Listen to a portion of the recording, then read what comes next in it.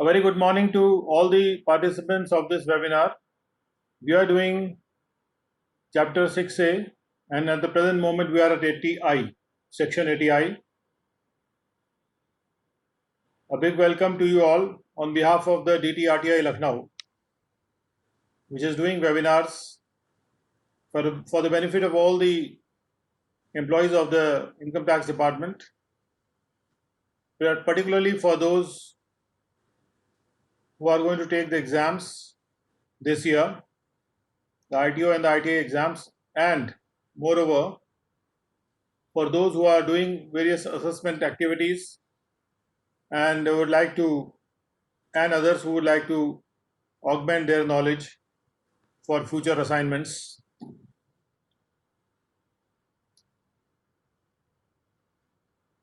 So we are starting with section 80I. 80I section की reading हम लोग करने जा रहे हैं. Where the gross total income of an assessee includes any profits and gains derived from an industrial undertaking or a ship,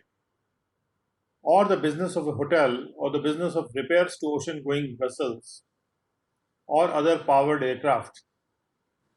other powered craft to which this section applies, there shall, in accordance with and subject to the provisions of this section, be allowed in computing the total income of the assessee a deduction from such profits and gains of an amount equal to 20% thereof. जहां पर किसी भी assessee की gross total income में वो profits and gains शामिल हैं, profits and gains जब शामिल हो जाते हैं ग्रॉस टोटल इनकम में, वो वाले प्रॉफिट्स एंड गेन्स जो कि प्रॉफिट्स एंड गेन्स हेड में आते हैं और जो टोटल इनकम में शामिल होकर ग्रॉस टोटल इनकम में आ जाते हैं, जहां पर किसी असेसी के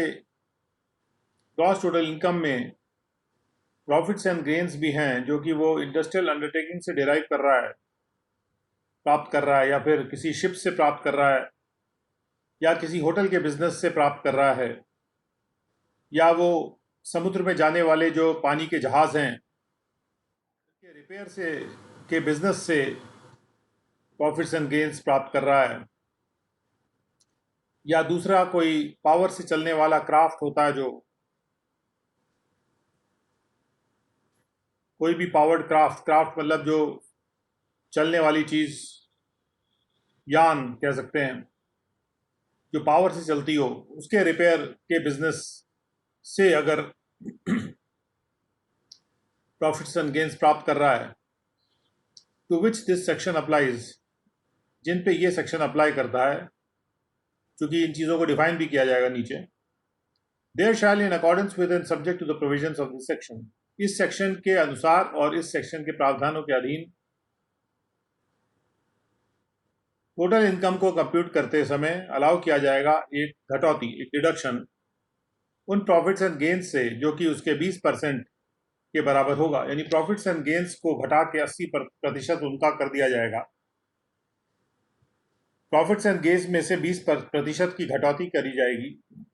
डिडक्शन करा जाएगा. अब कब करा जाएगा वो डिडक्शन, उसमें कुछ शर्तें भी रहती हैं. तो शर्तें प्रोवाइजो के रूप में भी आ सकती हैं. Provided that in the case of N assessee being a company,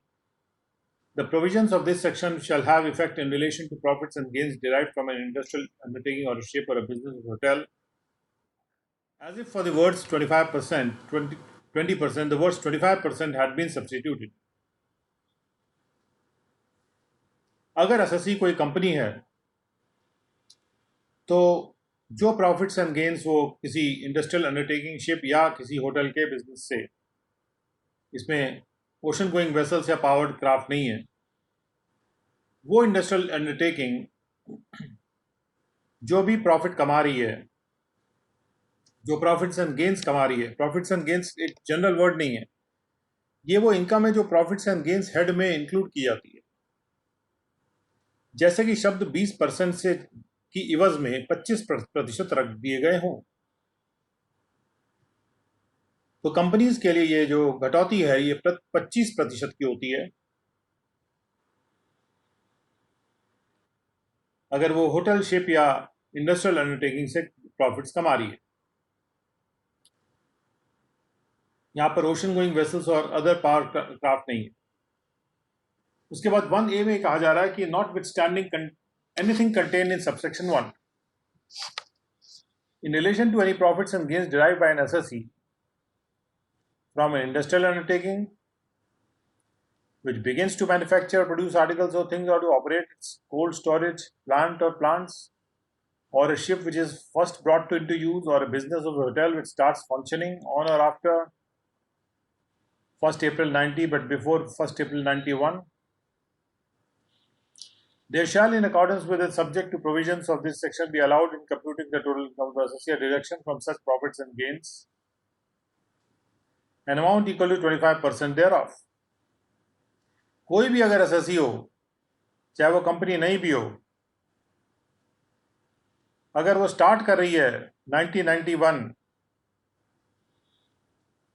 के बीच में अपना बिजनेस, उस पर्टिकुलर ईयर के लिए था कि कोई भी एसएससी हो उसको 25% का डिडक्शन दे दिया गया था। जिसने ये तो बिजनेस अभी तभी स्टार्ट किया हो या फिर पहले शिप अभी उसने यूज में लाया गया हो उसके द्वारा, या होटल शुरू किया गया हो, या इंडस्ट्रियल अंडरटेकिंग ने मैन्युफैक्चर शुरू किया हो, अगर 90-91 वर्ष में अगर उसने शुरू किया तो कोई भी एसएससी के लिए फिर 25% उस साल के लिए डिडक्शन मिल रहा था। Provided that in the case of an SSC being a company, और लेकिन अगर वो कंपनी है तो उसको 30% मिल रहा था, उस पर्टिकुलर ईयर के लिए प्रावधान है। उसके बाद सबसेक्शन 2 में कुछ कंडीशंस हैं कि ये सेक्शन अप्लाई करता है किसी भी इंडस्ट्रियल अंडरटेकिंग को जो कि निम्नलिखित शर्तों को पूरा करती हैं।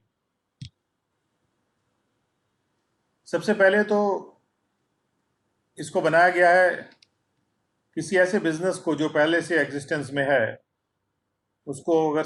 स्प्लिट करके या उसको चीर के या दोबारा से रिकंस्ट्रक्ट करके बना दिया गया हो, ऐसा नहीं होना चाहिए। यानी किसी पुराने बिजनेस को ही तोड़ ताड़ के मरोड़ के बना दिया गया हो, वो नहीं होना चाहिए। ये कोई नया ऐसा अपने आप में एक बिजनेस होना चाहिए। और it is not form by the transfer to a new business of the machinery or plant previously used for any purpose.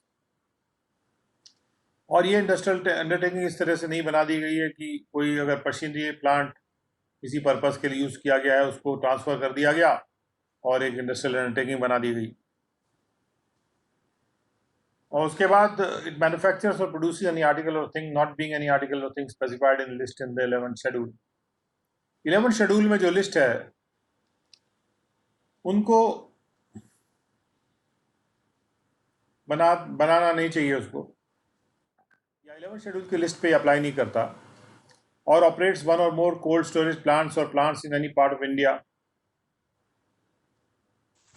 या वो कोल्ड स्टोरेज प्लांट चला रही है तो भी अप्लाई कर जाएगा। And begins to manufacture or produce articles or things or to operate such plants or plants at any time within the period of 10 years next following 31st March 81, और 81 के बाद उसने 10 साल के बीच में अपना प्लांट शुरू किया हो, या ऐसा कोई फर्दर पीरियड जबकि सेंट्रल गवर्नमेंट ने बाय नोटिफिकेशन स्पेसिफाई किया हो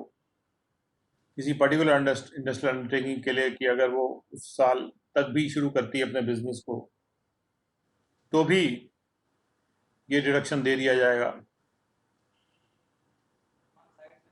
और in a case where the industrial undertaking manufactures or produces articles or things the undertaking employs 10 or more workers, 10 या ज़्यादा वर्कर्स को एम्प्लॉय कर रहा हो मैन्युफैक्चरिंग प्रोसेस में जो कि पावर से चल रहा हो, या 20 या ज़्यादा वर्कर्स ऐसे मैन्युफैक्चरिंग प्रोसेस में जो कि बिना पावर से चल रहा हो। Provided that the condition in clause 1 shall not apply in respect of an industrial undertaking which is formed as a result of re-establishment, reconstruction or revival by the SSC of the business of any such industrial undertaking, as is referred to in section 33B. 33B के अनुसार किसी ने अगर अपना revive, establish, reconstruct कर दिया हो तो आपने देखा है कि 33B सेक्शन में अपने बिजनेस को जो एसएससी रिवाइव कर देता है उसको कुछ डिडक्शन मिल जाता है या उसके जो लॉसेज है वो कैरी फॉरवर्ड हो जाते हैं। लेकिन यहाँ पे ये सेक्शन 80I का बेनिफिट ऐसे इंडस्ट्रियल टेकिंग को नहीं मिलेगा। Provided further that the condition in clause 3 shall, in relation to a small scale industrial taking, apply as if the words not being any article of things specified in list of 11 shall be omitted. अगर कोई small scale industrial undertaking चला रहा है तो वो 11 schedule में जो list है उनको भी बना रहा हो तो भी उस पर ये अप्लाई करेगा सेक्शन। एक्सप्लेनेशन 1 में कहा गया है कि for the purpose of clause 2 of this subsection, clause 2 जहां मशीनरी या प्लांट को ट्रांसफर किया जाता है, for the purpose of clause 2 any machinery or plant which was use outside India, अगर मशीनरी या प्लांट इंडिया से बाहर यूज हुआ था किसी पर्सन के द्वारा एसएससी के अलावा, उसको वो मशीनरी या प्लांट नहीं माना जाएगा जो कि किसी भी पर्पज के लिए पहले यूज हुआ हो। यानी अगर बाहर से मंगाई जा रही है मशीनरी या प्लांट तो पहले अगर यूज भी हुआ हो तो फिर भी ये बेनिफिट मिलेगा इस सेक्शन का, बशर्ते कि निम्नलिखित कंडीशंस फुलफिल होनी चाहिए कि वो जो मशीनरी या प्लांट है वो इंस्टॉलेशन के डेट से पहले इंडिया में ना यूज हुआ हो, या ऐसा मशीनरी या प्लांट इंडिया में किसी देश से बाहर से इंपोर्ट किया गया हो और कोई डेप्रिसिएशन जो है उस मशीनरी या प्लांट के रिस्पेक्ट में नहीं अलाउ किया गया हो in computing the total income of any person for any period prior to the date of installation. इस मशीनरी के एसएससी के द्वारा इंस्टॉल करने से पहले कोई डेप्रिसिएशन का रिडक्शन उस मशीनरी या प्लांट के सिलसिले में नहीं मिला हो, ये जरूरी नहीं कि डायरेक्ट मशीनरी अगर इंडिया से बाहर से मंगाई जा रही है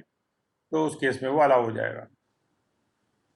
एक्सप्लेनेशन 2 कहता है कि जहां पर जिस केस में इंडस्ट्रियल अंडरटेकिंग के कोई भी मशीनरी प्लांट या उसका पार्ट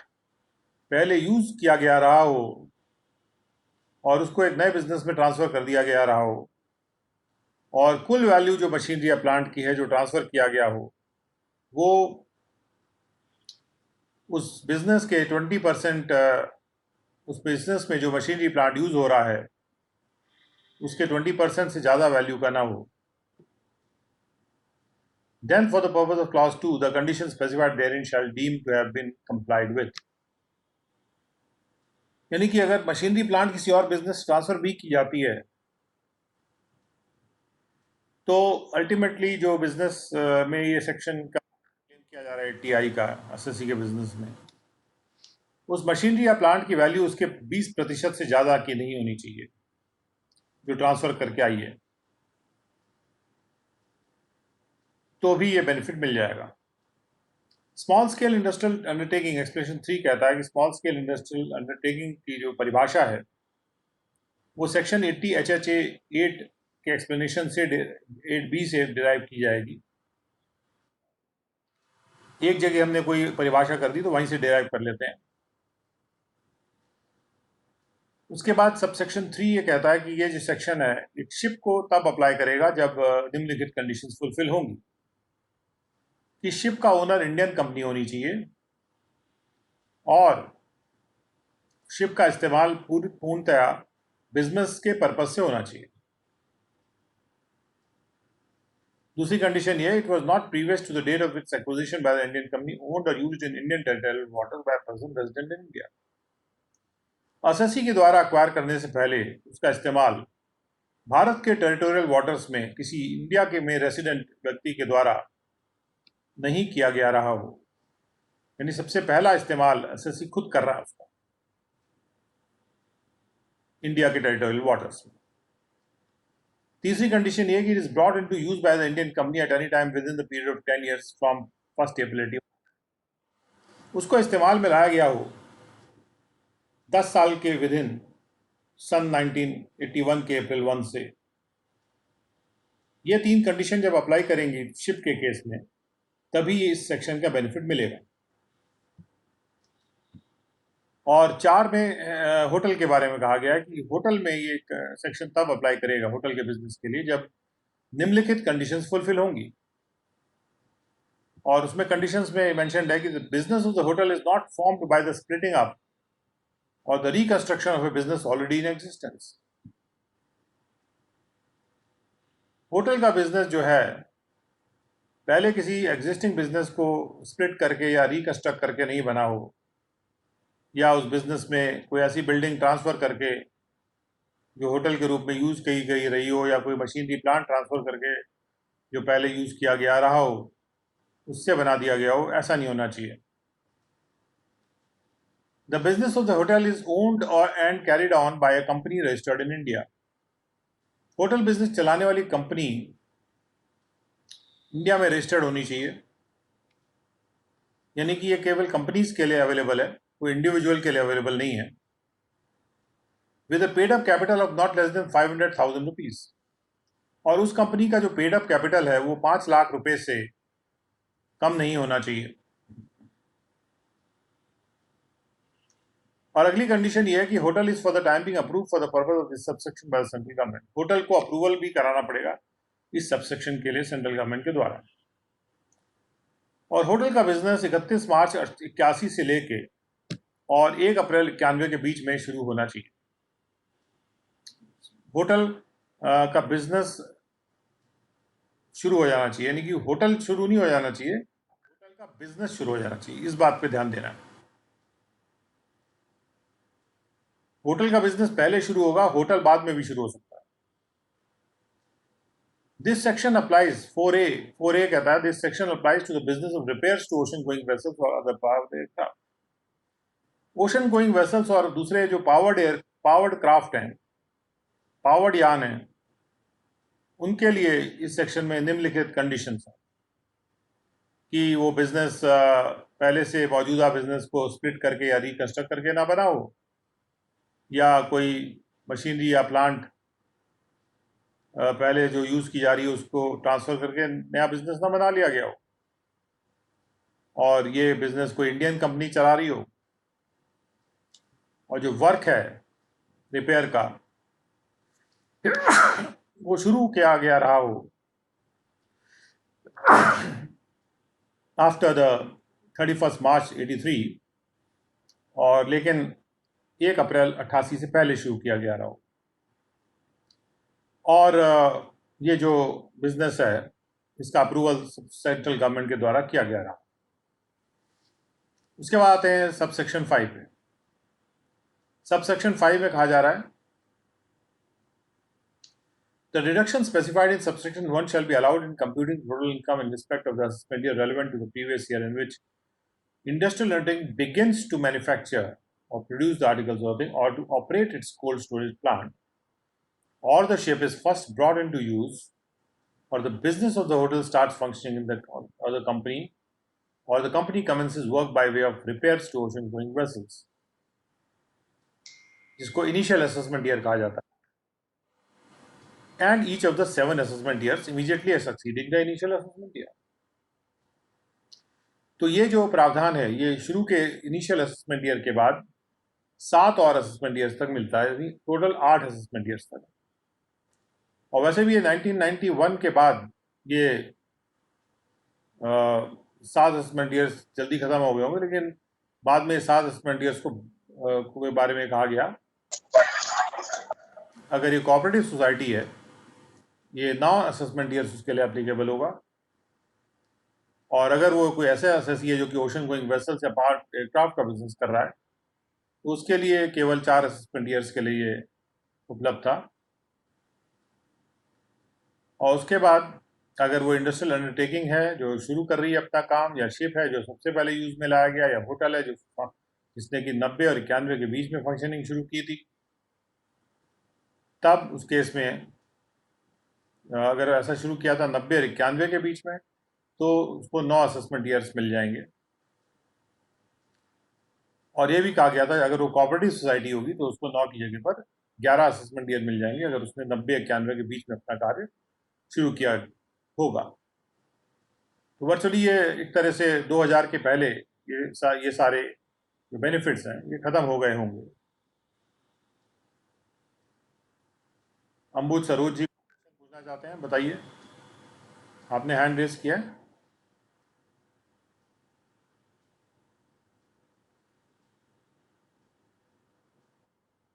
ओके। सबसेक्शन 7 ये कहता है कि जहां पर एसएससी एक ऐसा पर्सन है जो कि कंपनी नहीं है या कॉर्पोरेट सोसाइटी भी नहीं है, तो जो डिडक्शन है अंडर सबसेक्शन 1 वो एडमिसिबल नहीं होगा जब तक कि उस इंडस्ट्रियल अंडरटेकिंग जो अकाउंट्स होंगे प्रीवियस ईयर के, वो ऑडिट कराए जाएं किसी अकाउंटेंट के द्वारा, जो 288 बी 288 2 के एक्सप्लेनेशन में अकाउंटेंट को डिफाइन किया गया है। यानी उसको, अगर एसएससी कोई और इंडिविजुअल है, कोई और पर्सन है, कंपनी और कोऑपरेटिव सोसाइटी नहीं है, तो उसको इस सेक्शन के बेनिफिट लेने के लिए, क्योंकि कंपनीज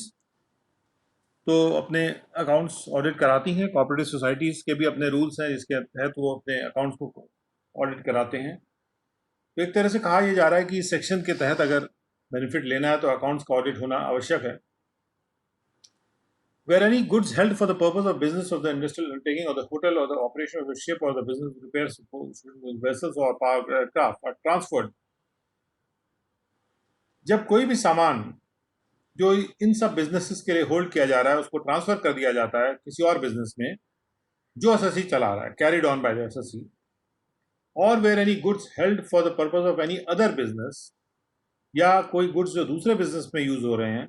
जो एसएससी चला रहा है उनको इन बिजनेस में ट्रांसफर कर लिया जाता है एसएससी के द्वारा। और दोनों केस में जहां एसएससी या तो इस बिजनेस से उधर ट्रांसफर कर देता है, उधर से इधर ट्रांसफर कर देता है किसी गुड्स को, अगर जो कंसिडरेशन है उस ट्रांसफर के लिए जो कि रिकॉर्ड किया जा रहा है बिजनेस के अकाउंट्स में, वो मार्केट वैल्यू को करस्पॉन्ड नहीं कर रहा, does not correspond to the market value of such goods transfer की डेट पर, तब डिडक्शन के पर्पज से जो प्रॉफिट्स एंड गेन्स है इंडस्ट्रियल अंडरटेकिंग के या इन्हीं सब बिजनेसेस के, वो इस तरह से कंप्यूट किए जाएंगे जैसे कि वो ट्रांसफर मार्केट वैल्यू पे किया गया रहा हो, यानी मार्केट वैल्यू ट्रांसफर के लिए अडॉप्ट कर ली जाएगी। और बशर्ते ये कि अगर असेसिंग ऑफिसर के ओपिनियन में जो कंप्यूटेशन है प्रॉफिट्स एंड गेन्स का, उसमें कोई एक खास तौर की मुश्किलें आ रही हैं, एक्सेप्शनल डिफिकल्टीज आ रही हैं, तो जो असेसिंग ऑफिसर हैं वो खुद कंप्यूट कर सकते हैं ऐसा प्रॉफिट एंड गेन्स एक रीजनेबल बेसिस पे, जैसा कि वो फिट समझते हैं। और मार्केट वैल्यू लगाने में मुश्किल अगर आ रही है, जैसे वो असेसिंग ऑफिसर खुद कैलकुलेट कर सकते हैं, मार्केट वैल्यू पता लगा सकते हैं। और 9 में लिखा गया है कि जहां ये असेसिंग ऑफिसर को प्रतीत होता है, where it appears to the assessing officer that owing to the close connection between the assessee who is carrying on these businesses, जिस पे ये सेक्शन लागू होता है, and his connection with any other person, कोई क्लोज कनेक्शन है SSC और किसी और पर्सन के बीच में, या किसी और कारण से जो बिजनेस का जो रवैया है, जो कोर्स है, जो रास्ता है उन दोनों के बीच में, बिटवीन देम, इस प्रकार से अरेंज किया गया रहा है, इस सो अरेंज कि जो बिजनेस ट्रांजैक्ट किया जा रहा है उन दोनों के बीच में, उससे एसएससी को ऑर्डिनरी प्रॉफिट से ज़्यादा प्रॉफिट हो रहा है, produces to the SSC more than the ordinary profits which might be expected to arise, जो कि अपेक्षा हो सकती है अराइज होगा इन सब बिजनेसेस में। इस प्रकार से किसी और पर्सन के साथ ऐसा कोई अरेंजमेंट कर रखा है जिससे कि इतना ज़्यादा उसको प्रॉफिट हो रहा है ऑर्डिनरी से ज़्यादा, जो अपेक्षित हो सकता है उस बिजनेस में, तो assessing officer shall in computing the profits for the purpose of the deduction take the amount of profit as may be reasonably deemed to have been derived. तो असेसिंग ऑफिसर को अगर ऐसा लगता है कि चीज़ों को ऐसे अरेंज किया गया है, प्रतीत होता है, देखिए यहाँ पर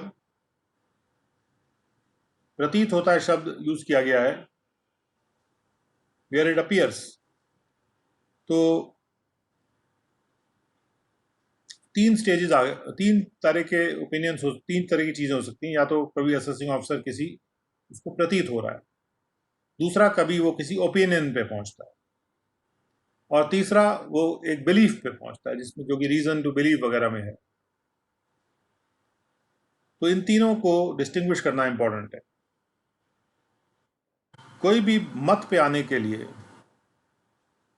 सबसे पहले तो किसी बिलीफ पे आने के लिए आपको 50% से ज्यादा श्योर होना चाहिए कि कोई चीज सही है। उसके बाद किसी ओपिनियन पे आने के लिए रीजन का बस इस तरह से प्रयोग होना चाहिए कि जैसे मानव लोग नॉर्मली रीजन अप्लाई करते हैं फैक्ट्स के ऊपर। फैक्ट्स का 100% मौजूद होना है, मटेरियल का 100% मौजूद होना तो पॉसिबल नहीं है उसमें। Opinion can be wrong, opinion can be right also, but opinion should be based on reason and on cogent material, not 100% material. ऐसा मटेरियल जो बिलीव किया जा सके। अपीयर्स वेयर इट अपीयर्स, एक कर्सरी लुक से भी हो सकता है, हल्का सा देखने पे ऐसा प्रतीत होता है कि जो बिजनेस के जो प्रॉफिट्स हैं वो जो ऑर्डिनरी प्रॉफिट्स होते हैं, आपने देखा ऑर्डिनरी प्रॉफिट्स इतने होते हैं, एसएससी इतने प्रॉफिट्स पा रहा है, बस it may appear due to that also कि भी एसएससी जो है जो प्रॉफिट दिखा रहा है वो ऑर्डिनरी से ज्यादा है, मोर देन द ऑर्डिनरी प्रॉफिट्स। और साथ में ये भी प्रतीत हो रहा है कि कोई अरेंजमेंट हो रहा है किसी और पर्सन के साथ, अरेंजमेंट की वजह से ये जो प्रॉफिट्स हैं ये इतने ज्यादा अपीयर हो रहे हैं। तो असेसिंग ऑफिसर ऐसे कंडीशन में जो रीजनेबल प्रॉफिट्स है, जो मान लिए जा सकते हैं कि उतने प्रॉफिट प्राप्त हुए थे, उतना अडॉप्ट कर सकते हैं। और उसके लिए वो दूसरे केसेस को भी देख सकते हैं कि ज़्यादातर केसेस में किस टाइप का परसेंटेज ऑफ प्रॉफिट आ रहा है। कंप्यूटराइज एनवायरनमेंट में ऐसा करना आसान होगा। The central government may, after making such inquiry as it may think, direct by notification the official gazette that the exemption conferred by this section shall not apply to any class of undertakings with effect from such date. Central government को exclusion का यहाँ पे power दिया गया कि किसी भी class of undertakings को एक्सक्लूड करने का यहाँ पावर सेंट्रल गवर्नमेंट को दे दिया गया है कि ऑफिशियल गैजेट में नोटिफाई करके केंद्र सरकार एग्जाम्शन जो इस सेक्शन से कन्फर किया जा रहा है उसके बारे में कह सकती है कि ये एक class particular class of undertaking पे अप्लाई नहीं करेगा, एक अंडरटेकिंग पे नहीं, एक क्लास ऑफ अंडरटेकिंग। अब हम लोग आते हैं 80IA। हम इस आधार पे इन प्रावधानों को पढ़ रहे हैं कि हो सकता है कि आज की तारीख में उन प्रावधान में डिडक्शन ना मिल रहा हो, लेकिन पुराने केसेस में ये चलता है। जैसे मैंने कहा कि कोई भी सेक्शन कभी नहीं मरता, so we have to understand the section, but we must know कि वो सेक्शन कब खत्म हुआ, कब तक वो वैलिड था, एंड थिंग्स लाइक दैट।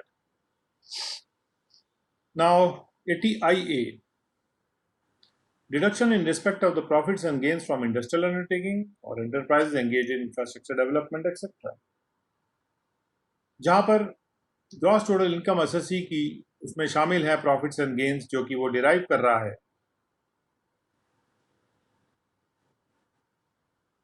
अपने एक अंडरटेकिंग से या किसी एंटरप्राइज से,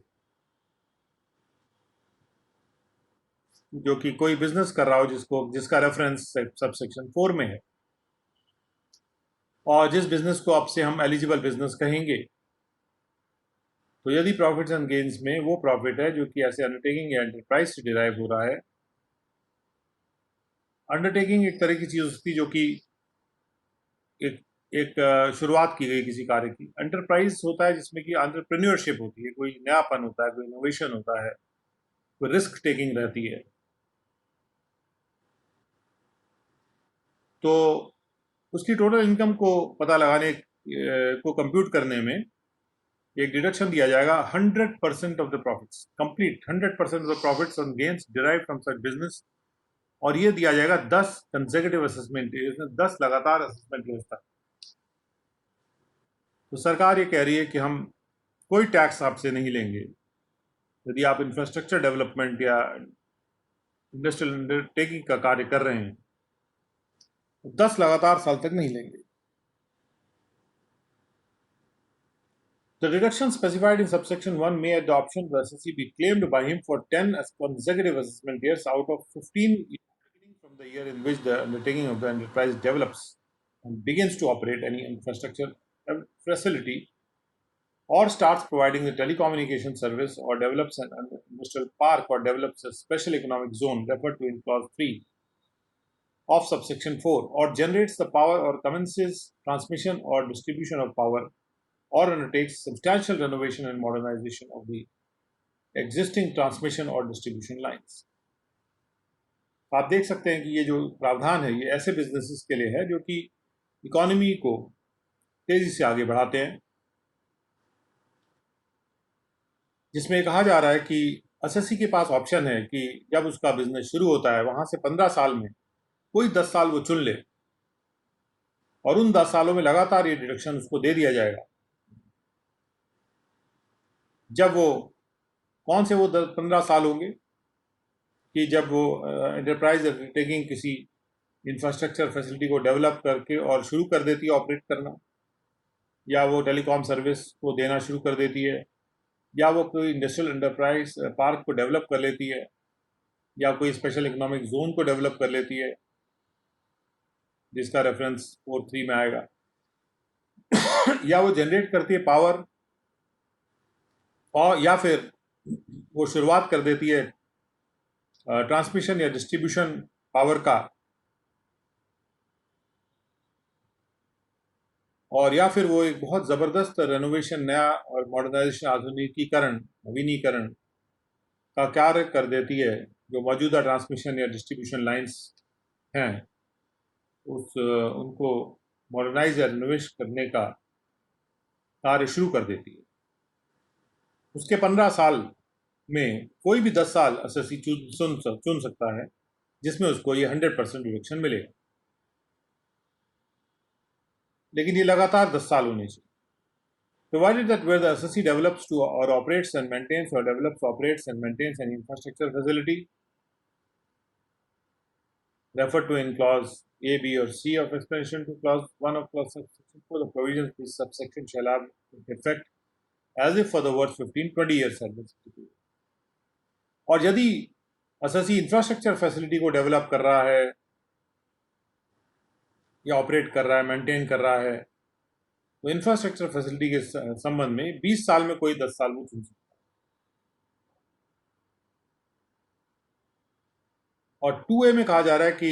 notwithstanding anything contained in 1 or 2, the deduction in computing the total income of an undertaking, जो अंडरटेकिंग टेलीकॉम सर्विसेज प्रोवाइड कर रही है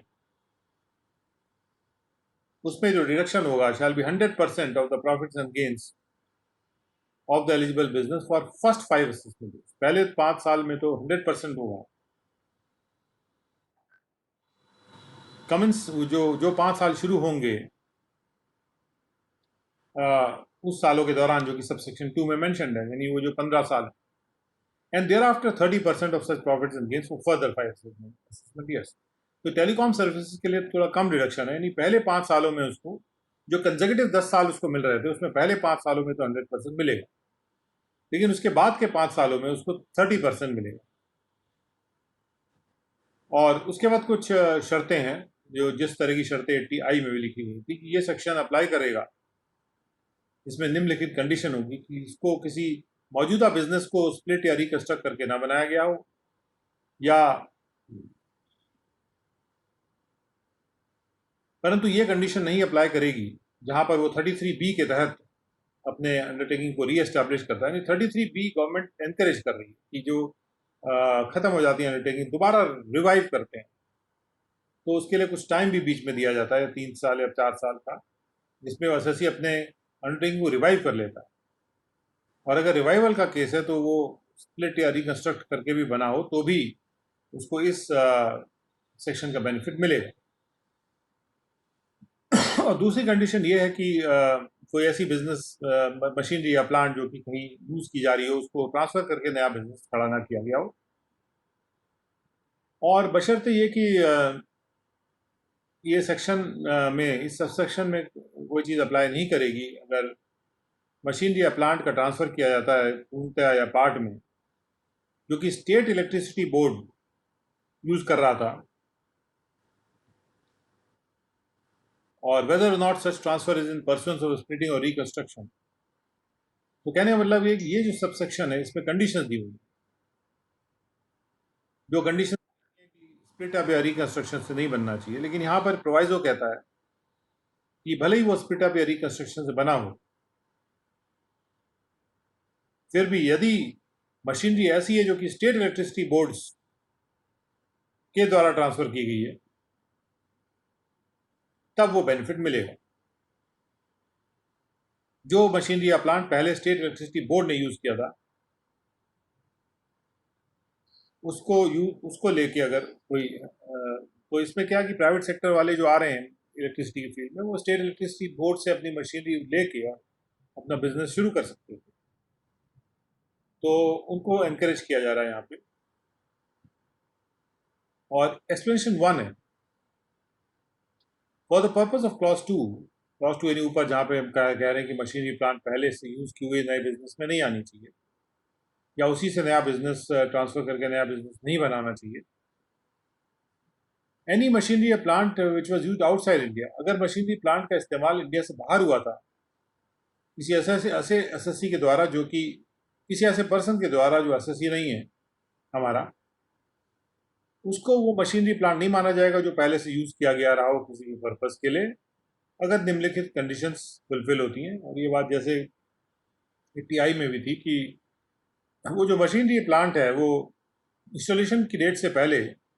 इंडिया में यूज की गई नहीं रही हो, और उसका इंपोर्ट इंडिया से बाहर से हुआ हो, और कोई डेप्रिसिएशन अलाउंस भी उस संबंध में नहीं दिया गया रहा हो। और एक्सप्लेनेशन 2 कहता है कि जहां पर वो मशीनरी या प्लांट या उसका पार्ट पहले यूज भी किया गया रहा हो और उसको ट्रांसफर करके नए बिजनेस बनाया गया हो, तो उसका जो नए बिजनेस में जो प्रतिशत है वैल्यू, वो 20% से ज़्यादा की नहीं होनी चाहिए ऐसे ट्रांसफर्ड मशीनरी या प्लांट। उसका सबसेक्शन 4 में कहा जा रहा है कि ये सेक्शन अप्लाई करता है किसी भी एंटरप्राइज को, जो कि किस किस को ये सेक्शन अप्लाई करता है, ये सबसेक्शन 4 में ये बात आ रही है। सबसे पहले कोई ऐसा एंटरप्राइज जो कि डेवलप कर रहा है या ऑपरेट कर रहा है या मेंटेन कर रहा है, या फिर डेवलप और ऑपरेट और मेंटेन कर रहा है किसी इंफ्रास्ट्रक्चर फैसिलिटी को, जो इंफ्रास्ट्रक्चर फैसिलिटी निम्नलिखित कंडीशंस को फुलफिल कर रही है। सबसे पहले जो एंटरप्राइज निम्नलिखित कंडीशंस को फुलफिल करता है कि वो enterprise it is owned by a company registered in India, या कोई कंसोर्शियम है, यानी कंसोर्शियम यानी कई सारी कंपनी मिलकर कंसोर्शियम बनाती हैं ऑफ सच कंपनीज, और बाय एन अथॉरिटी, या उसका ओनर कोई अथॉरिटी है या बोर्ड है या कॉरपोरेशन है या कोई भी बॉडी है जिसको कि सेंट्रल या स्टेट एक्ट के तहत सेटअप किया गया है। तो इंफ्रास्ट्रक्चर फैसिलिटी कोई कंपनी बना सकती है, कोई कंसोर्शियम भी बना सकता है, या कोई गवर्नमेंट की अथॉरिटी भी बना सकती है। उन सबको ये बेनिफिट मिलेगा डिडक्शन का। और बी ये है कि it has entered into an agreement with the central government, और उसने सेंट्रल गवर्नमेंट के साथ एग्रीमेंट कर लिया है, या स्टेट गवर्नमेंट के साथ या लोकल अथॉरिटी के साथ या किसी भी स्टैट्यूटरी बॉडी के साथ, कि वो इंफ्रास्ट्रक्चर फैसिलिटी को या तो डेवलप करेगी या फिर ऑपरेट और मेंटेन करेगी, या तीनों काम करेगी, डेवलप, ऑपरेट और मेंटेन। और एक और कंडीशन उसने अपने ऑपरेशंस को स्टार्ट किया गया रहा हो 1 अप्रैल 1995 के बाद से, उस तारीख से या उसके बाद से, यानी 95-96 फाइनेंशियल ईयर से उसने शुरू किया हो या उसके बाद से। और ये कहा जा रहा है कि बशर्ते कि जहां पर इंफ्रास्ट्रक्चर फैसिलिटी को ट्रांसफर किया जाता है 1 अप्रैल 1999 के बाद ट्रांसफर किया जाता है किसी एंटरप्राइज के द्वारा जिसने उसको डेवलप किया था, ऐसी इंफ्रास्ट्रक्चर फैसिलिटी को डेवलप किया था, जिसको हम ट्रांसफरर एंटरप्राइज कहेंगे के बाद, और वो ट्रांसफरर एंटरप्राइज को ट्रांसफर कर देता है एक और एंटरप्राइज को जिसको हम ट्रांसफरी एंटरप्राइज कहेंगे, और ये ट्रांसफर 1 अप्रैल 1999 के बाद करता है। और ट्रांसफर क्यों करता है? For the purpose of operating and maintaining the facility on it's behalf, अपने बिहाफ पे वो कि उनके उसके बिहाफ पे वो ऑपरेट और मेंटेन करे, इस तरह से ट्रांसफ़र करता है इन अकॉर्डेंस विद द एग्रीमेंट।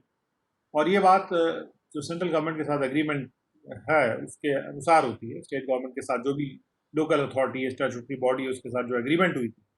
उसके अनुसार होती है। तो ये प्रोविजंस अप्लाई करेंगे ट्रांसफरी एंटरप्राइज को, जैसे कि वो as if it were the enterprise to which this clause apply, जैसे कि वो एंटरप्राइज जिस पे ये क्लॉज अप्लाई कर रहा है।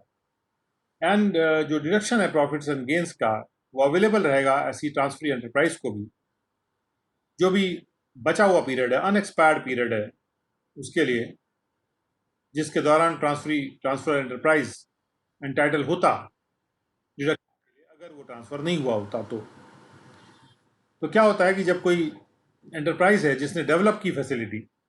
और एग्रीमेंट पे ये था कि डेवलप करने के बाद उसको मेंटेन करने के लिए और ऑपरेट करने के लिए वो किसी दूसरे एंटरप्राइज को ट्रांसफर करेगा, और जो जिसको वो ट्रांसफर कर रहा है वो ट्रांसफरी एंटरप्राइज है, और वो किसी की भी ओनरशिप हो सकती है, कोई जरूरी नहीं है कि उसकी अपनी ओनरशिप ही हो, it has to be according to the agreement. तो जो ट्रांसफरी एंटरप्राइज है जो मेंटेन और ऑपरेट करेगा उस इंफ्रास्ट्रक्चर फैसिलिटी को, उसको जो बचे हुए पीरियड का जो बेनिफिट है वो मिलेगा, जो बेनिफिट वैसे ट्रांसफर एंटरप्राइज के पास था। And provided further that nothing contained in this section shall apply to any enterprise which starts the development or operation and maintenance of the infrastructure facility on or after 1st day of April 2017। और ये प्रावधान जो है 2017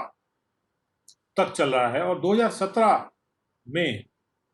ये कह दिया गया कि 1 अप्रैल 2017 के बाद से जो भी स्टार्ट करेगा इस इंफ्रास्ट्रक्चर फैसिलिटी के ऑपरेशन को, उसके लिए प्रावधान नहीं होगा। यानी ये बेनिफिट खत्म कर दिया गया 2017 के बाद जो स्टार्ट कर रहे हैं डेवलपमेंट या ऑपरेशन या मेंटेनेंस किसी भी इंफ्रास्ट्रक्चर फैसिलिटी। और उसके बाद एक्सप्लेनेशन में इंफ्रास्ट्रक्चर फैसिलिटी को डिफाइन किया गया है, और उसमें कहा गया कि इंफ्रास्ट्रक्चर फैसिलिटी का मतलब है कोई सड़क, जिसमें कि टॉल सड़क भी हो सकती है, ब्रिज हो सकता है, या कोई रेल का सिस्टम, कोई हाईवे का प्रोजेक्ट हो सकता है जिसमें कि हाउसिंग और दूसरी एक्टिविटीज भी हो सकती हैं, जो कि हाईवे के प्रोजेक्ट के साथ बिल्कुल गुत्थम गुत्था जुड़ी हुई है। They are integral part of the highway. Highway project बन ही नहीं सकता जब तक कि वो हाउसिंग या दूसरी एक्टिविटीज ना हो। जब भी आप हाईवे बनाते हैं साथ साथ हाउसिंग का भी डेवलप करना जरूरी है। अब वाटर सप्लाई प्रोजेक्ट, पानी के ट्रीटमेंट, पानी के साफ करना, इरिगेशन प्रोजेक्ट, सैनिटेशन, सीवरेज जो नाले का होता है, सफाई, या कि सॉलिड वेस्ट का मैनेजमेंट जो मल मैनेजमेंट कहते हैं system, port, airport, inland waterways, inland port और नेविगेशन चैनल इन द सी। इस तरह से डिफाइन किया गया है इंफ्रास्ट्रक्चर फैसिलिटी को। और उसके बाद 4 के 2 में, 4 का 1 हो गया कि इंफ्रास्ट्रक्चर फैसिलिटी जो डेवलप कर रहे हैं या ऑपरेट कर रहे हैं, मेंटेन कर, या तीनों काम कर रहे हैं, डेवलप, ऑपरेट एंड मेंटेन। दूसरा ये सेक्शन किसके लिए उपलब्ध है? Number 2, any undertaking which has started और स्टार्ट्स प्रोवाइडिंग टेलीकॉम सर्विसेज। जो अंडरटेकिंग टेलीकॉम सर्विसेज स्टार्ट कर रही है या जिसने स्टार्ट कर दी है या स्टार्ट करती है, चाहे वो बेसिक सर्विसेज हो चाहे वो सेल्यूलर सर्विस। टेलीकॉम सर्विस जो बेसिक सर्विस होती है वो लैंड पे जो चलती है वायर्स, उसको कहते हैं सेल्यूलर। वो होती है जो कि मोबाइल है, इंक्लूडिंग रेडियो पेजिंग। पहले पेजर्स होते थे, आजकल नहीं होते। Domestic satellite service, network of trunking, broadband network and internet services, ये सारी जो सर्विसेज जो दे रही है 1 अप्रैल 1995 के बाद। लेकिन 31 मार्च 2005 से पहले, तो जैसे इंफ्रास्ट्रक्चर फैसिलिटी के केस में वो 2017 में खत्म किया गया, ये 2005 में ही उसको खत्म कर दिया गया कि उसके पहले जो शुरू कर रहा है उसी को ये बेनिफिट मिलेगा। और डोमेस्टिक सैटेलाइट को डिफाइन करते हुए कहा जा रहा है कि ये सैटेलाइट वो है जो कि किसी इंडियन कंपनी के द्वारा ओन या ऑपरेट किया गया रहा हो टेलीकॉम सर्विस देने के लिए। उसके बाद 3 में कहा जा रहा है कि एनी अंडरटेकिंग, या और किसके लिए वैलिड है, जो अंडरटेकिंग डेवलप करती है या डेवलप और ऑपरेट करती है या फिर मेंटेन करती है और ऑपरेट करती है किसी भी इंडस्ट्रियल पार्क को या किसी स्पेशल इकोनॉमिक जोन को, जिसको कि नोटिफाई किया गया सेंट्रल गवर्नमेंट के द्वारा, जो स्कीम फ्रेम्ड है और नोटिफाइड है सेंट्रल गवर्नमेंट के द्वारा, 1 अप्रैल 97 से लेके 31 मार्च 206 के बीच, ये स्कीम इस पीरियड के लिए फ्रेम्ड है और नोटिफाइड है. Provided that in a case where undertaking develops an industrial park on or after 99, अगर वो इंडस्ट्रियल पार्क को 1 अप्रैल 1999 के बाद डेवलप करती है, या कोई स्पेशल इकोनॉमिक जोन है जिसको वो 1 अप्रैल 2001 के बाद डेवलप करती है, और वो उसका ऑपरेशन और मेंटेनेंस को ट्रांसफर कर देती है दूसरे किसी अंडरटेकिंग को, जिसको ट्रांसफरी अंडरटेकिंग कहेंगे, तो डिडक्शन जो है उस ट्रांसफरी अंडरटेकिंग को भी मिलेगा. जो भी 10 कंसेक्यूटिव असेसमेंट ईयर्स में से जो बचा हुआ पीरियड है, अनएक्सपायर्ड पीरियड है, यहाँ पे शब्द यूज किया गया, remaining period in the 10 consecutive assessment years, as if the operation and maintenance were not so transferred to the transferee undertaking, जैसे कि ट्रांसफर हुआ ही नहीं ना हो. और उसके बाद एक और शर्त है, provide further that in the case of any undertaking which develops and operates or maintains and operates an industrial park, the provisions of this clause shall have effect as if. Industrial park के case में वो 31 मार्च 2006 की जगह इसको 31 मार्च 2011 तक extend कर दिया गया था. यानी इकोनॉमिक जोन के लिए 2006 तक था, लेकिन ये इंडस्ट्रियल पार्क के लिए 2011 तक एक्सटेंड कर दिया गया था. और उसके बाद ये कहा जा रहा है कि कोई भी अंडरटेकिंग जो कि सेटअप की गई हो किसी भी इंडिया के पार्ट में for generating and distributing power, अगर वो पावर का जनरेशन शुरू कर देती है 1 अप्रैल 93 के बाद और 31 मार्च 2017 से पहले, तो उसको भी ये बेनिफिट मिलेगा. 31 मार्च 2017 के बाद ये सारे जो प्रावधान हैं डिडक्शंस को कम करने के लिए, एक्ट में सिंप्लीफाई करने के लिए, उसको बहुत ज़्यादा यूज ना करने के पर्पज से डिडक्शंस को ख़त्म किया जा रहा है धीरे धीरे इनकम टैक्स एक्ट में से, उसको सिंप्लीफाई करने के लिए. तो इन डिडक्शंस को भी ख़त्म किया गया है, और इन डिडक्शंस को ख़त्म करके रेट्स को रिड्यूस किया गया है, जो इनकम टैक्स के रेट्स हैं. और 4B में क्या कहा जा रहा है? 4B में कहा जा रहा है कि स्टार्ट्स ट्रांसमिशन और distribution by laying a network. वो एक नेटवर्क लगाती है नई ट्रांसमिशन एंड डिस्ट्रीब्यूशन लाइंस का, उससे ट्रांसमिशन डिस्ट्रीब्यूशन स्टार्ट कर देती है 1 अप्रैल 99 के बाद या फिर 31 मार्च 2017 से पहले. ए में कहा जा रहा है कि वो पावर डिस्ट्रीब्यूशन या जनरेशन शुरू कर देती है, पावर का जनरेशन शुरू कर देती है, और यहाँ ट्रांसमिशन की बात की जा रही है बी में. ए में जनरेशन की बात की जा रही है, बी में ट्रांसमिशन और डिस्ट्रीब्यूशन की बात की जा रही है. Provided that the deduction under this section to an industrial undertaking under subclause B shall be allowed only in relation to profits derived from the laying of such network and new lines for transmission distribution. B में जो benefit मिल रहा है ये केवल नई lines को डालने से जो फायदा होता है उससे उस पर मिलेगा. और सी में कहा जा रहा है कि if it undertakes substantial renovation and modernization, जो भी एक्सिस्टिंग लाइंस का ज़बरदस्त वो मॉडर्नाइजेशन, नवीनीकरण और आधुनिकीकरण अगर का काम शुरू करती है, तो अगर ये काम 2004 के अप्रैल 1 और 31 मार्च 2017 के बीच में शुरू हुआ, तो उसको भी ये बेनिफिट मिलेगा. और उसके बाद ये जो शब्द है सब्सटेंशियल रेनोवेशन एंड मॉडर्नाइजेशन, इसको डिफाइन करते हुए एक्सप्लेनेशन में कहा जा रहा है कि इसका मतलब है कि प्लांट एंड मशीनरी जो कि यूज़ की जा रही है in the network of the transmission distribution lines, वो 50% की बुक वैल्यू से बढ़ेंगी. जो वैल्यू 1 अप्रैल 2004 में थी उससे पर 50% की बढ़ोतरी होनी चाहिए. और उसके बाद N undertaking owned by an Indian company, ये यहाँ बताया जा रहा है किस किस अंडरटेकिंग को ये बेनिफिट मिलता है. तो एक अंडरटेकिंग जो कि इंडियन कंपनी के द्वारा ओन की गई थी, और सेटअप की गई थी किसी पावर जनरेटिंग प्लांट को रिकंस्ट्रक्ट या रिवाइव करने के लिए, और वो कंपनी 30 नवंबर 2005 के पहले बनी थी, और उसमें मेजॉरिटी इक्विटी पार्टिसिपेशन था बाय पब्लिक सेक्टर कंपनीज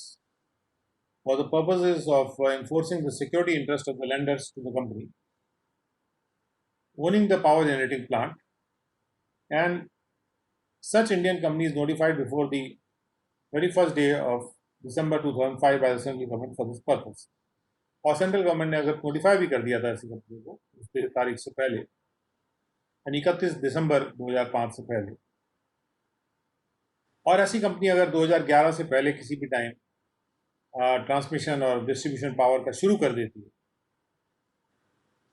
तो उसको भी ये फैसिलिटी, ये जो डायरेक्शन था, ये मिलेगा ATIA के तहत। उसके बाद है सबसेक्शन 5। सबसेक्शन 5 में कहा जा रहा है कि दूसरे जो भी प्रोविजंस कुछ भी कह रहे हो उसको मद्देनजर ना रखते हुए जो प्रॉफिट्स एंड गेन्स है एलिजिबल बिजनेस के, जिस संबंध में जो प्रोविजंस है सबसेक्शन 1 के अप्लाई कर रहे हैं, they shall, for the purpose of determining the quantum of deduction under that subsection for the assessment year immediately succeeding the initial assessment year or any subsequent assessment year, be computed as if such eligible business were the only source of income of the assessor.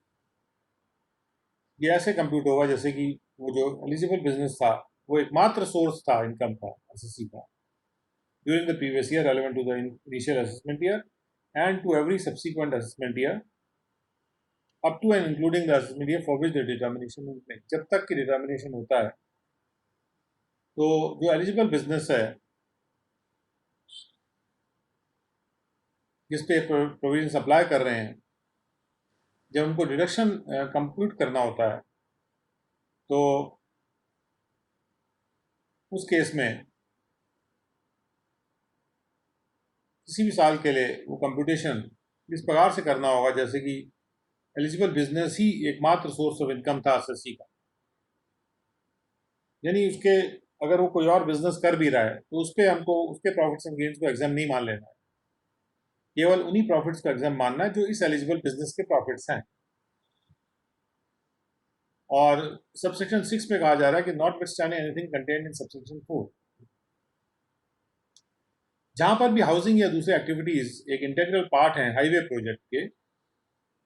और profits of which are computed on such basis and manner as may be prescribed, such profit shall not be liable to tax where the profit has been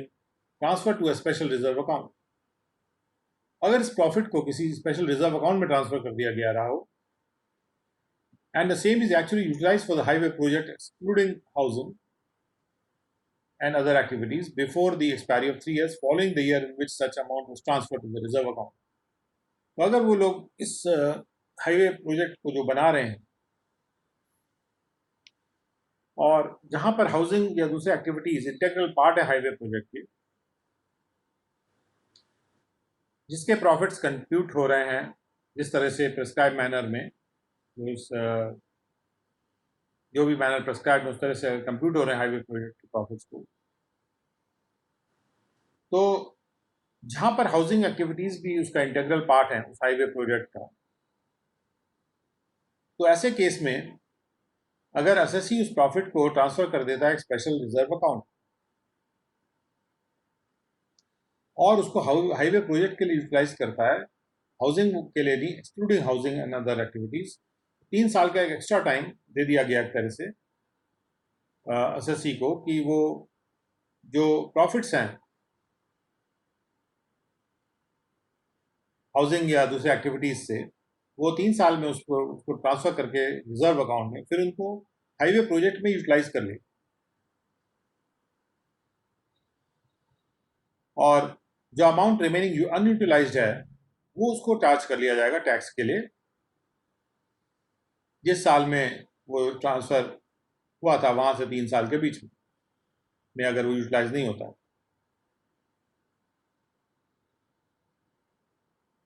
And the amount remaining unutilized मतलब ये utilisation अगर नहीं हो पाता है 3 साल में तो ये उस साल के लिए टैक्स हो जाएगा, and the amount remaining unutilised shall be chargeable to tax as income of the year in which such transfer to reserve account took place. जिस ईयर में वो ट्रांसफर हुआ था रिजर्व अकाउंट में, उस साल के इनकम में चार्ज कर लिया जाएगा। तो प्रॉब्ली इसमें इसको रीओपन करने की जरूरत पड़ सकती है अगर वो 3 साल में यूटिलाइज नहीं कर पाते हैं उस प्रॉफिट को। तो ये वो प्रॉफिट है जहां जिसके बारे में लिखा है कि वेयर हाउसिंग और other activities are an integral part of the highway project and the profits of which का मतलब प्रॉफिट्स ऑफ द हाउसिंग और दी अदर एक्टिविटीज जिनको प्रिस्क्राइब मैनर में कंप्यूट किया गया, तो ऐसे प्रॉफिट को टैक्स नहीं किया जाएगा जहां पे वो प्रॉफिट एक स्पेशल रिजर्व अकाउंट में ट्रांसफर कर दिया जाएगा और बाद में उस प्रॉफिट को फिर से 3 साल में हाईवे प्रोजेक्ट में यूज कर लिया जाता है। Now, deduction under subsection 1 from profits and gains derived from an undertaking shall not be admissible unless the accounts of the undertaking for the previous year relevant to the assessment year are audited. तो इसमें audit होने का जरूरी है कोई भी SSC के accounts को, और ये अकाउंट्स की ऑडिटिंग जो है वो जो 44AB में प्रिस्क्राइब डेट है, स्पेसिफाइड डेट है, उससे पहले हो जानी चाहिए। And the SSC furnishes by that date the report of such audit. SSC को उस डेट तक वो ऑडिट की रिपोर्ट भी फर्निश कर देनी है प्रिस्क्राइब फॉर्म में और signed and verified bye such accountant. तो ये ऑनलाइन उसको सबमिट करनी है। और ये बिफोर द स्पेसिफाइड डेट शब्द जो आ रहे हैं इसमें, ये 1/4/2020 से इसमें आ गया है, विच मीन्स कि ये जो ऑडिट रिपोर्ट है ये उसको स्पेसिफाइड टाइम है ऑडिट रिपोर्ट देने के लिए, उसका पालन करना पड़ेगा। एंड 8 में कहा जा रहा है कि वेर एनी गुड्स और services held for the purposes of the eligible business are transferred. अगर कोई भी गुड्स जो कि एलिजिबल बिजनेस के लिए होल्ड करे जा रहे थे उनको एसएससी ट्रांसफर कर देता है किसी और बिजनेस में जो एसएससी के द्वारा चलाया जा रहा हो, और या फिर एसएससी किसी और बिजनेस से एलिजिबल बिजनेस में ट्रांसफर कर लेता है किन्हीं गुड्स या सर्विसेज को, और ये ट्रांसफर जो है मार्केट वैल्यू को करस्पॉन्ड नहीं कर रहा ट्रांसफर की डेट पर, तो डिडक्शन के पर्पज से वो प्रॉफिट्स एंड गेन्स लिया जाएगा ये मानते हुए जैसे कि वो गुड्स और सर्विसेज मार्केट वैल्यू पे ट्रांसफर किए गए हों, और बशर्ते ये कि जहां पर असेसिंग ऑफिसर का ओपिनियन ये है कि जो कंप्यूटेशन है वो प्रॉफिट्स एंड गेन्स का एलिजिबल बिजनेस के उसमें प्रस्तुत कर रहा है बहुत ही असाधारण डिफिकल्टीज, असाधारण मुश्किलें, तो असेसिंग ऑफिसर कंप्यूट कर सकता है खुद रीजनेबल बेसिस पे जो भी वो फिट समझता है, फिट मानता है तरीका, जो आधार फिट मानता है, रीजनेबल आधार, उस आधार पे वो उसको कंप्यूट कर सकता है। और इस सबसेक्शन के पर्पज से जो मार्केट वैल्यू शब्द है उसको भी डिफाइन किया गया है कि वो प्राइस जो कि गुड्स और सर्विसेज को साधारणतया ओपन मार्केट में फेच करेंगी, या फिर जो आर्म्स लेंथ प्राइस जो बताया गया है सेक्शन 92F2 में, जहाँ पर जो गुड्स और सर्विसेज का स्पेसिफाइड डोमेस्टिक ट्रांजैक्शन में ट्रांसफर हो रहा हो, उसके अनुसार जो arms length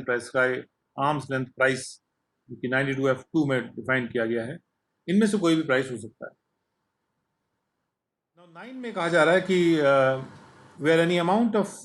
profits and gains of an undertaking or of an enterprise in the case of an assessee is claimed and allowed under this section for any assessment year, deduction to the extent of such profits and gains shall not be allowed under any other provisions of this chapter under the heading C। जहाँ पे इस section के तहत ये deduction मिल रहा है, तो फिर इसी चैप्टर में जो C हेडिंग है उसके अंतर्गत कोई डिडक्शन उन प्रॉफिट्स उस हद तक के प्रॉफिट्स एंड गेन्स पे नहीं मिलेगा, और किसी भी हालत में इन नो केस वो जो डिडक्शन है वो प्रॉफिट्स एंड गेन्स से ज़्यादा नहीं होगा एलिजिबल बिजनेस के। और 10 में कहा जा रहा है कि where it appears to the assessing officer, जहाँ असेसिंग ऑफिसर को ये प्रतीत होता है that owing to the close connection between the assessee carrying on the eligible business to which this section applies in any other person, assessing officer को प्रतीत होता है कि एसएससी के बीच में और किसी और पर्सन के बीच में कोई इस तरह का क्लोज कनेक्शन है कि उन्होंने जो बिजनेस का कोर्स है उसको ऐसे अरेंज कर रखा है कि जो बिजनेस ट्रांजैक्ट किया जाएगा उनके बीच में, उससे एसएससी को असाधारण प्रॉफिट होगा, जो अपेक्षित प्रॉफिट से ज़्यादा असाधारण प्रॉफिट होगा। और असेसिंग ऑफिसर उस केस में क्या करेगा, if it appears to him, तो वो कंप्यूटेशन करते वक्त प्रॉफिट्स एंड गेन्स का रिडक्शन के लिए वो अमाउंट प्रॉफिट का ले लेगा जो वो रीजनेबली मानता है कि वो डिराइव किया गया होगा उस बिजनेस से। Provided that in the case the aforesaid arrangement involved a specific domestic transaction, और अगर ऐसा मैटर है जिसमें कि वो जो अरेंजमेंट है, aforesaid arrangement नहीं, so arranged मैटर, जैसे course of the business is so arrange, ये जो अरेंजमेंट है इसमें कोई स्पेसिफाइड डोमेस्टिक ट्रांजैक्शन भी है जिसका रेफरेंस 92BA में किया गया है, तो जो प्रॉफिट्स हैं ऐसे ट्रांजैक्शन से वो डिटर्मिन किए जाएंगे आर्म्स लेंथ प्राइस को मानते हुए। और उसके बाद सब सेक्शन 11 में कहा जा रहा है कि केंद्र सरकार चाहे तो कोई भी इंक्वायरी करने के बाद जैसा वो फिट समझती है वो डायरेक्शन दे सकती है किसी ऑफिशियल गैजेट में नोटिफिकेशन के द्वारा कि जो एग्जेम्पशन कन्फर किया जा रहा है इस सेक्शन के द्वारा वो अप्लाई नहीं करेगा किसी क्लास ऑफ इंडस्ट्रियल अंडरटेकिंग, यानी किसी class of industrial undertaking enterprise को वो एग्जाम कर सकती है। एग्जाम क्या कर सकती है, मतलब उसको टैक्स के घेरे में ला सकती है उस डेट से के इफेक्ट से जो वो उस नोटिफिकेशन में स्पेसिफाई करेगी। सब सेक्शन 12 में क्या कहा जा रहा है? सब सेक्शन 12 में कहा जा रहा है कि जहां पर भी किसी इंडियन कंपनी की जो अंडरटेकिंग है जिसको वो डिडक्शन एंटाइटल्ड है, जो जिसको हक है उस डिडक्शन को प्राप्त करने का, और वो अंडरटेकिंग ट्रांसफर कर दी जाती है before the expiry of the period specified in this section, इस पीरियड के पहले जो स्पेसिफाइड सेक्शन में वो अंडरटेकिंग ही ट्रांसफर कर दी जाती है, मतलब जो जो समय दिया हुआ है, समय 10 साल का, और वो अंडरटेकिंग किसी और इंडियन कंपनी को ट्रांसफर कर दी जाती है किसी अमेलगमेशन या डीमर्जर के द्वारा,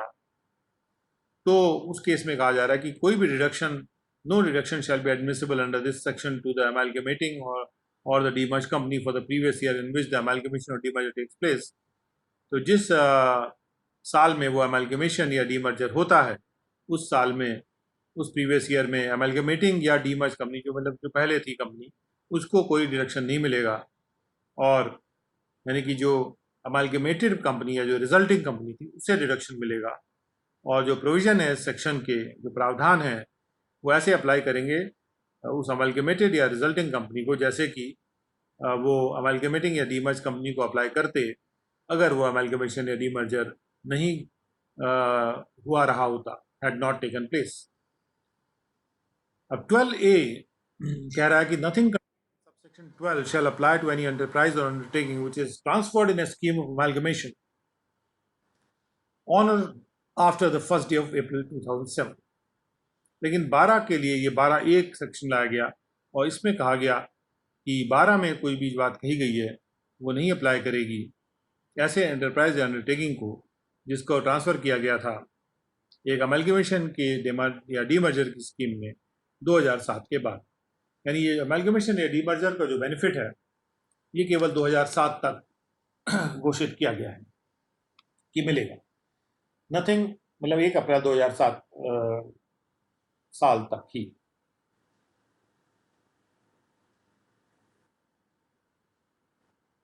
और 1 अप्रैल 2007 के बाद अगर कोई एंटरप्राइज या अंडरटेकिंग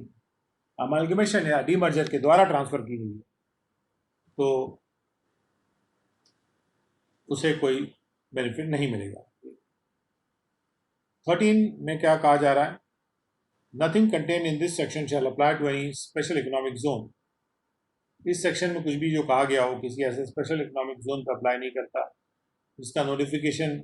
1 अप्रैल 2005 के बाद किया गया हो। यानी ये जो 1 अप्रैल 2005 के बाद कोई भी स्पेशल इकोनॉमिक जोन में जो अंडरटेकिंग है उन्हें बेनिफिट एक्सटेंड नहीं किया गया। और एक्सप्लेनेशन में कहा जा रहा है कि रिमूवल ऑफ डाउट्स के लिए डिक्लेयर किया जाता है कि इस सेक्शन में कुछ भी कहा गया हो वो अप्लाई नहीं करेगा एक ऐसे बिजनेस में जिसका रेफरेंस सब सेक्शन 4 में है, जो कि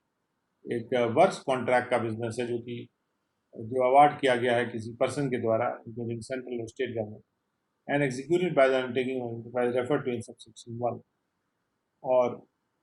एक वर्क्स कॉन्ट्रैक्ट दिया गया जिसको, और एक कॉन्ट्रैक्ट जैसे कोई कार्य करने का कॉन्ट्रैक्ट किसी को दिया गया, तो कॉन्ट्रैक्ट बेसिस पे अगर कोई काम दिया गया है तो इस सेक्शन में कोई भी बात जो कही जा रही है shall not apply in relation to a business which is referred to in subsection 4 में वो सारे बिजनेस रेफर किए जा रहे हैं जिसमें कि ये प्रावधान लागू होता है। लेकिन अगर वो बिजनेस वर्क्स कॉन्ट्रैक्ट के नेचर का है, जो किसी भी व्यक्ति के द्वारा वर्क्स कॉन्ट्रैक्ट अवार्ड किया गया है, चाहे वो सेंट्रल या स्टेट गवर्नमेंट ही क्यों ना हो, और उस अंडरटेकिंग एंटरप्राइज के द्वारा केवल एग्जीक्यूट किया जा रहा है वर्क्स इन कॉन्ट्रैक्ट, तो एक ये चीज़ होती है जहाँ पे वो केवल वर्क्स कॉन्ट्रैक्ट जो सेंट्रल गवर्नमेंट दे रही है वो उसको कर रहा है, तब ये उसको नहीं मिलेगा इस सेक्शन का बेनिफिट। हाँ, अगर वो खुद का कोई कार्य कर रहा है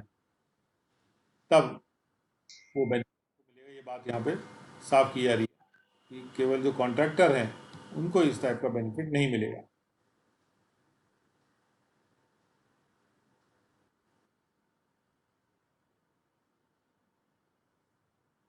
उसके बाद हम आते हैं deductions in respect of profit and gains by undertaking or enterprise engage in development of special economic zone.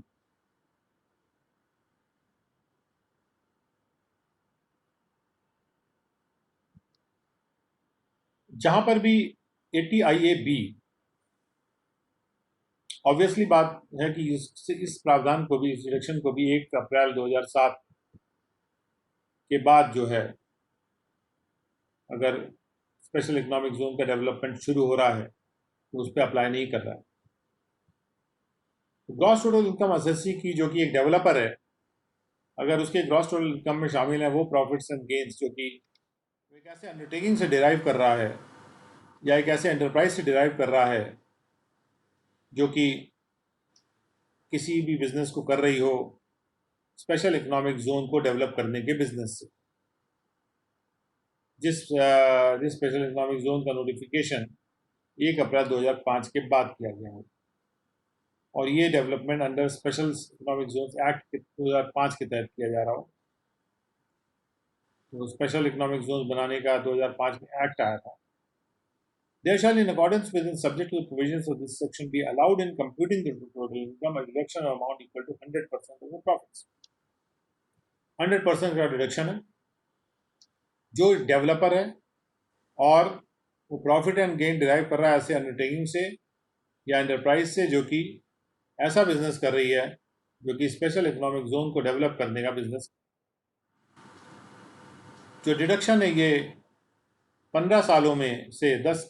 सालों में क्लेम किया जा सकता था, जैसे ATIA में भी है। Provided that wherein computing the total income of an undertaking being a developer for any assessment year, its profits and gains had not been included by application of the provisions of subsection 13 of ATIA, the undertaking being the developer shall be entitled to deduction referred to in this section only for the unexpired period of the 10 consecutive assessment years. And thereafter it shall be eligible for deduction from income as provided in subsection 1 or subsection 2, as the case may be. तो ATIA के 13 को refer किया जा रहा है यहाँ पे। ATIA का जो 13 सबसेक्शन था उसमें कहा गया था कि जो स्पेशल इकोनॉमिक जोन्स हैं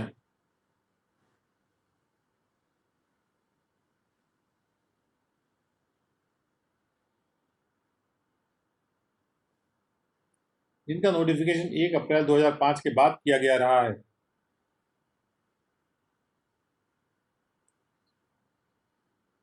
तो 1005 के बाद जो स्पेशल इकोनॉमिक जोन्स नोटिफाई किए गए रहे हैं, तो ATIA से उनको बाहर किया गया था। तो ये बात कहते हुए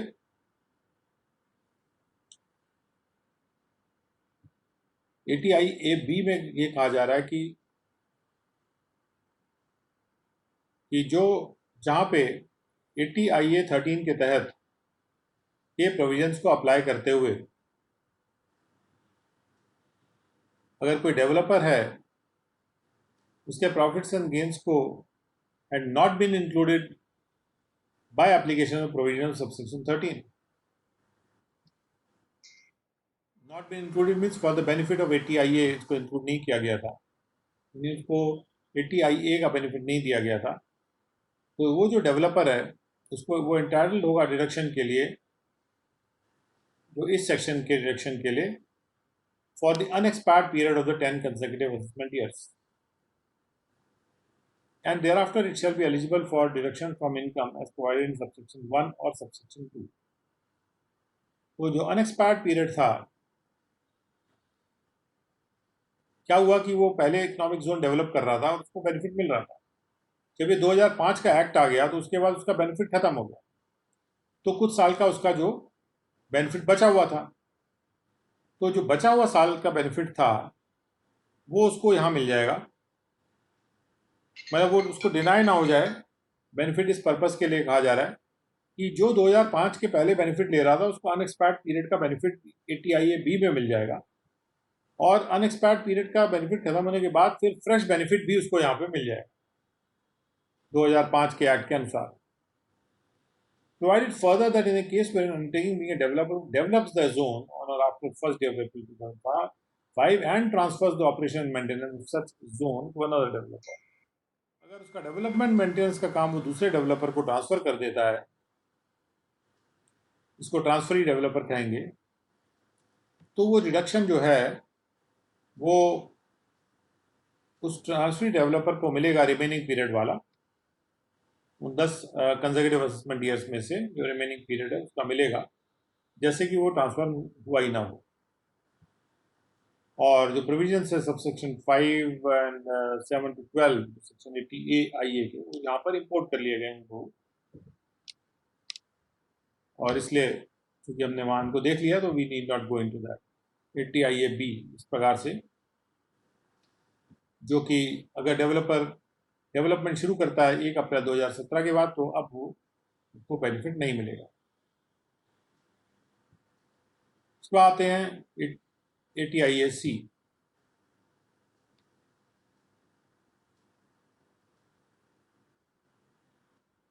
और ATIA-C है, इसमें कहा जा रहा है खास प्रोविजन है स्पेसिफाइड बिजनेस के लिए, तो कब किसी पर्टिकुलर बिजनेस के लिए भी प्रोविजन लाया जाता है, जहां पर भी ग्रॉस टोटल इनकम किसी एलिजिबल स्टार्टअप के लिए, बीइंग एन एलिजिबल स्टार्टअप,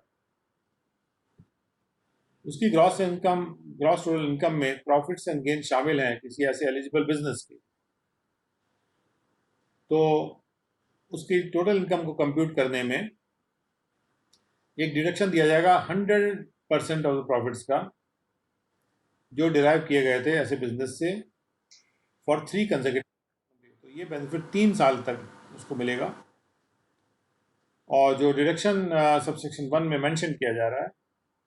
वो क्लेम कर सकता है उसको कोई भी 3 लगातार सालों में, उन 7 सालों में से जब वो इनकॉर्पोरेट हुआ था, और ये 7 साल की बात की गई है 1/4/2021 से, विद इफेक्ट फ्रॉम 1/4/2021। पहले 10 साल था, 10 में से कोई 3 चुन ले, अब उसको कहा जा रहा नहीं 10 में से नहीं, 1/4/2021 के बाद ये चीज़ वो 7 में से 3 साल चुनना पड़ेगा उसको। अब 3 में कहा जा रहा है this section applies to startup which fulfils the following conditions. Conditions उसी प्रकार की हैं कि रिकंस्ट्रक्शन से नहीं बना हो और एग्जिस्टिंग बिजनेस के स्प्लिट से नहीं बना हो। हालांकि अगर 33B के अंतर्गत उसका रिनोवेशन या रिवाइवल हुआ है तो उसको अलाउ किया जाएगा, और कोई ऐसी प्लांट मशीनरी से ना बना हो जो पहले यूज़ की गई रही हो। एक्सप्लेनेशन में भी उसी तरह के प्रावधान है कि जो मशीनरी प्लांट है वो इंस्टॉलेशन की डेट से पहले इंडिया में यूज़ नहीं की गई हो और इंडिया से बाहर से इंपोर्ट की गई रही हो और उस पर डेप्रिसिएशन ना मिला हो। ऐसे ही एक्सप्लेनेशन 2 में कहा गया है कि अगर ऐसी मशीनरी प्लांट है जो पिछले बिजनेस से ट्रांसफ़र की जाती है, तो उसकी वैल्यू नए बिजनेस में 20% से ज़्यादा नहीं होनी चाहिए। और उसके बाद वो सारे प्रावधान बोरो कर लिए गए ATIA से। इसमें खासतौर पर जो बात आ रही है एलिजिबल बिजनेस क्या होता है, ये किस तरह के बिजनेस के लिए ATIAC एप्लीकेबल है या मिलेगा। तो एलिजिबल बिजनेस का मतलब है वो बिजनेस जो कि एलिजिबल स्टार्टअप के द्वारा किया जा रहा है। और एलिजिबल स्टार्टअप क्या बिजनेस कर रहा है, जो कि एंगेज है इनोवेशन में, डेवलपमेंट और इम्प्रूवमेंट ऑफ प्रोडक्ट्स में, या प्रोसेसेस के इम्प्रूवमेंट में या डेवलपमेंट में, या सर्विसेज के इम्प्रूवमेंट और डेवलपमेंट में, या कोई स्केलेबल बिजनेस मॉडल बना रहा है वो,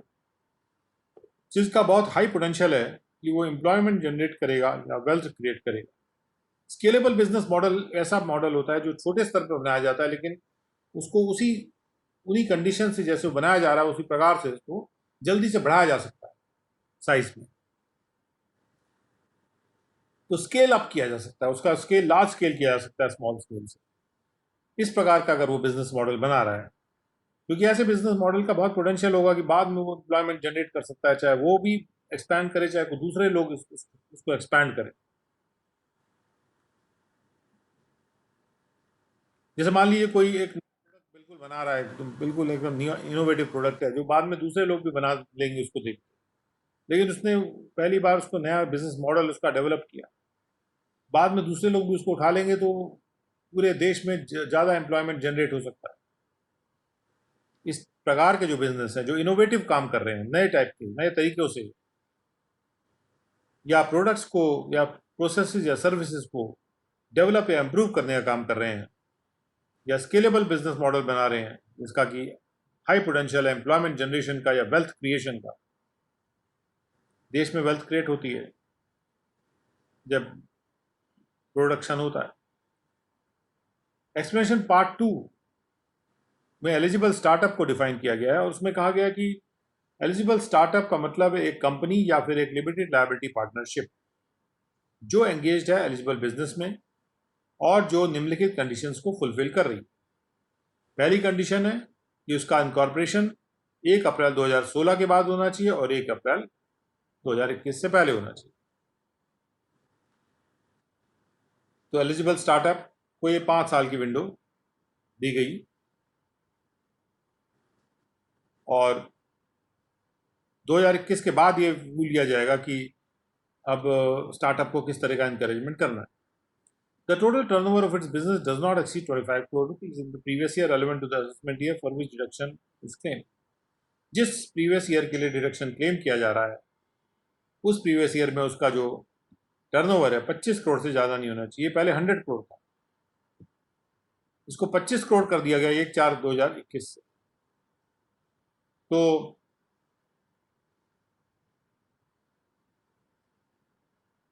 पहले 100 करोड़ तक के भी स्टार्टअप जो थे वो स्टार्टअप माने जाते थे, लेकिन अब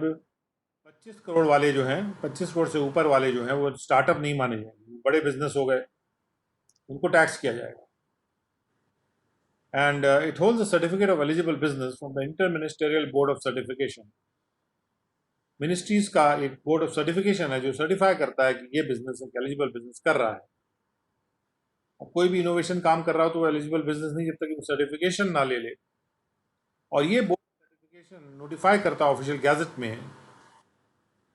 सेंट्रल गवर्नमेंट के द्वारा जो नोटिफिकेशन जारी होता है कि ये है एलिजिबल बिजनेस,